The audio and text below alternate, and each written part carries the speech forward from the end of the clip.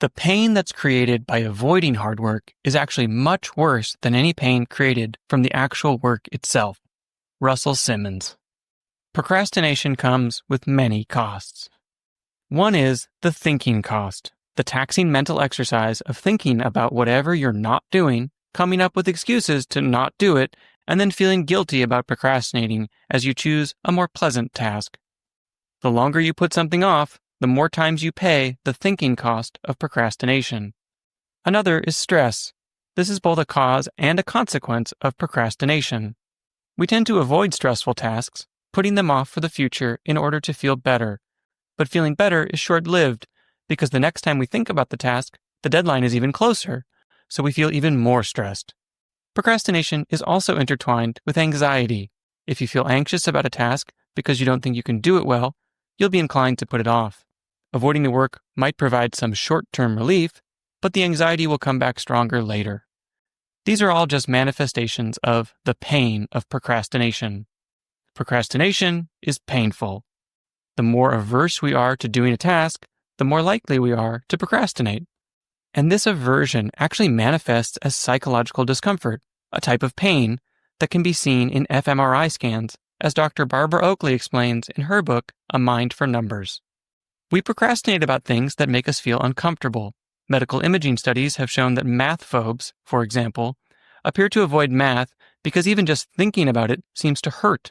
The pain centers of their brains light up when they contemplate working on math. So your brain experiences thinking about an unpleasant task in much the same way that it experiences something physically painful. And just as you naturally pull your hand back from a hot stove, you avoid tasks that trigger this kind of psychological pain. Beating procrastination. Now here's the kicker. The pain of procrastination is nearly all in the anticipation, not in the task itself. When you begin doing the work, activation in the pain center of your brain dies down after about 5 minutes. We experience a feeling of relief, accompanied by thoughts like, "Oh, it's not as bad as I thought," and "I'm actually glad I'm getting this done right now." It was actually research like this that led to the invention of the 5-minute take-off strategy, where you commit to doing 5 minutes of work in the hopes that you'll build momentum and want to continue. This study showed that we can reduce the amount of suffering we experience from unpleasant work. We can't make the task become smaller or easier by putting it off, but we can eliminate the pain of procrastination by getting it done now.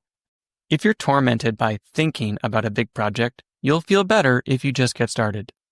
If you're stressed out by a task, you might as well just get it over with. If you're feeling anxious about the work you have to do, the only cure is to do the work. You and your future selves. We procrastinate more when we imagine our future selves to be strangers. I don't feel like doing this now, so I'll make future Chris do it. But then, future Chris turns out to be me. So one way to overcome procrastination is to remember that your future selves are you. The work you're trying to avoid won't be done by some stranger, it'll be done by you. And by putting it off, you're not saving yourself from any pain. You'll still have to do the work, and it won't be any less uncomfortable than it would be right now. Plus, you're needlessly causing yourself extra pain, the pain of procrastination.